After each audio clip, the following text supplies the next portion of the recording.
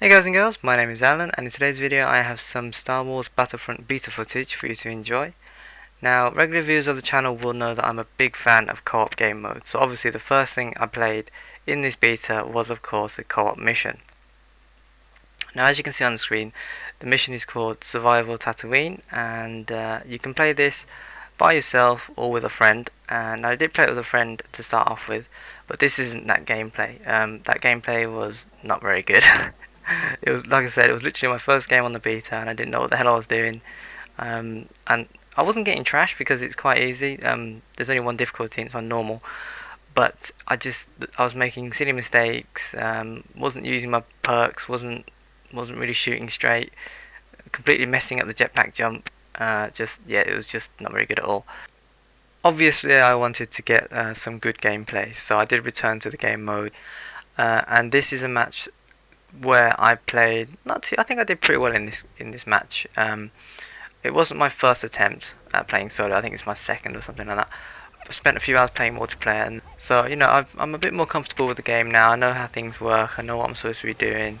I know the objectives, and I know how to handle enemies. I mean, there wasn't a lot of enemies to deal with in terms of variety, but obviously when the toughest enemies come into play, I'm more comfortable in dealing with them and avoiding them.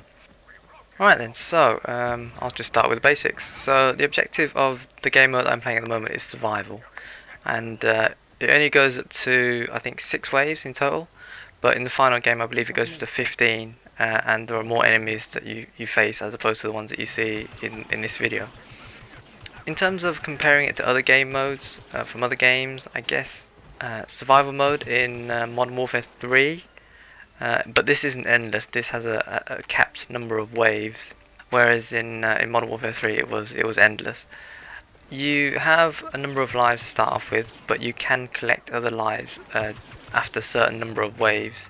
So if you do die, you can choose to respawn. This is done manually, not automatically. Obviously, if you're playing by yourself, then you don't have any options for being revived or anything like that. Um, they do tell you how many enemies there are left on the field, so that sort of helps. But as you can see from these just first couple of waves, enemies do go down quite quickly, and there aren't that many of them to start off with. So I'm just curious about the later waves and how many more and how tough they are to put down. But in this early waves, and indeed this is normal difficulty, so it could obviously vary with the difficulty. Yeah, so you choose what weapon you take into the field, and you choose your abilities, and that's what the cards are on the right hand side. This is called your hand, which is comprised of a set of cards that you personally chose before the match. Now, in multiplayer, you can customize your hand to have up to 3 different types of cards. But for co-op, I'm not sure if you can do that. In the beta, there was 2 preset hands, and so the one that I'm using has the personal shield bubble thing and ionized shot or something like that. It's like I don't know. I can't really describe it. You'll see it in action in a minute. Basically, so you can use these abilities. They're all the one on the left recharges, and you can use it an infinite amount of times. The center one is it's like a consumable, if you want to say. So you can collect on the map. There's this little lightning symbol, and every time you pick one of those up, it adds another use to the center card. So you'll see a little number on the right hand side of that card. You can use it that many number of times. So if you've got 0 left, then you can't use any. And if you've got 3, then you can use it 3 times, and so on and so forth. And these are all on a cooldown basis. So once you've used it, you have to wait for it to cool down before you can use it again. So you can't just spam it over and over and over again, even if you've got loads to use. It's the same with the boost jump with the jetpack. The jetpack is good to get around quickly, but there's no control over it. Once you use it, you just get launched forward, and you can't move left or right or anything. You literally just go in a pre-planned trajectory, and you just go up, and then you just land back down again. So you don't get any fall damage if you use the jetpack to jump from a high location to a low location, but there is normal fall damage if you decide to jump off a ledge without using the jetpack. And as I said, the jetpack isn't very.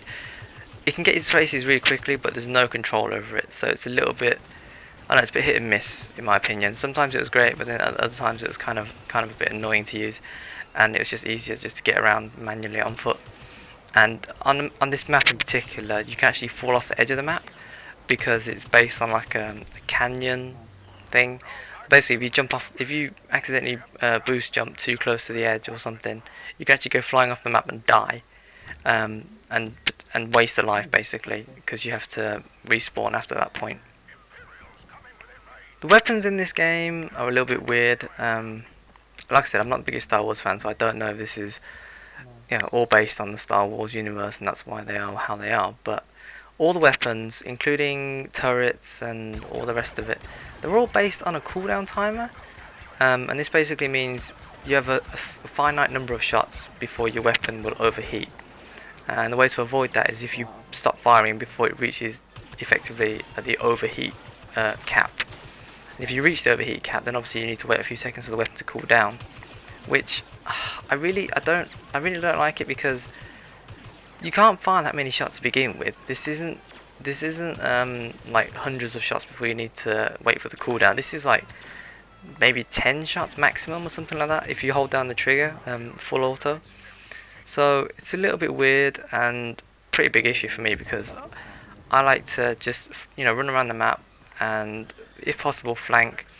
And if you run across like 3 or 4 enemies, the chances are you won't be able to take out all of them with a single clip or a single heat cap limit, whatever you want to call it. And in other games, they mitigate this problem by giving you a secondary. So if you accidentally overheat your weapon, then you can switch out to your secondary. You can carry on shooting, and you're not left unarmed for a period of time. But in this game, if you overheat your weapon or anything like that, then you just have to wait or run away. And I don't know, that doesn't feel great to be in that situation. And it's annoying, but it's also it slows down how you're able to attack enemies.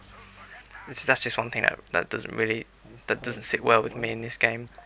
The enemies in this game, I mean, the first few waves there's a little bit of variety. You've got a couple of guys who hover in the air, you've got snipers who engage from long distance, and then you've got the heavy troops who run in with LMGs and they can take quite a bit more damage before they go down. And then obviously you've got the vehicles like the ATST. I don't know if there's going to be any more enemies. I assume there would be, but from the beta so far I can't see what there would be. But I mean, like I said, I'm not the biggest Star Wars fan, so I can't really begin to predict who or what might appear. So the waves are broken down into killing waves and I don't want to call them objective waves, but every now and then a pod does land on the field, as you can see on screen. And if you claim the pod, then basically a countdown timer starts, and you have to defend it from the enemies. And then if you defend it for the entire amount of time, then you're rewarded with 3 random drops, which are those star emblem things, which are similar to the pickups that you get in the multiplayer. And these can really turn the tide of war in your favour. I mean, like I said, this is pretty easy, because it's normal difficulty, but I imagine on high difficulties, if you got something really good from those pickups, then that can really help you in the later waves. The only problem is you can only carry one at a time, so basically you have to just camp near where the pods are and then just use them, like one at a time, and then just pick up another one, and so on and so forth. And between the two of you, I guess three is a bit of an odd number, obviously. So one person gets 2, the other person gets 1. I mean, it's a co-op game mode, I understand that, but I think it should be fair number of raw, to be honest. So yeah, you claim the pod, and if the enemy manages to take it from you, then the countdown timer will start for them. And if they manage to keep you away from the pod for the entire length of the timer, then they get the pod, and basically you don't get any of the benefits that might be in that pod drop. So I mean, it adds another aspect to the game. It's not, like I said, I don't think it's an objective mode per se, but it can be an advantage for you to secure that pod if you think it's worth the effort and the risk. So yeah, that's pretty much it. I think I've covered everything that appears in the gameplay. If you enjoyed the video, consider tapping that like button. And like I said, I will be uploading some more Battlefront footage from the multiplayer. So if you're interested in watching that and hearing my thoughts, then tune back in at some time in the future. And until next time, take care.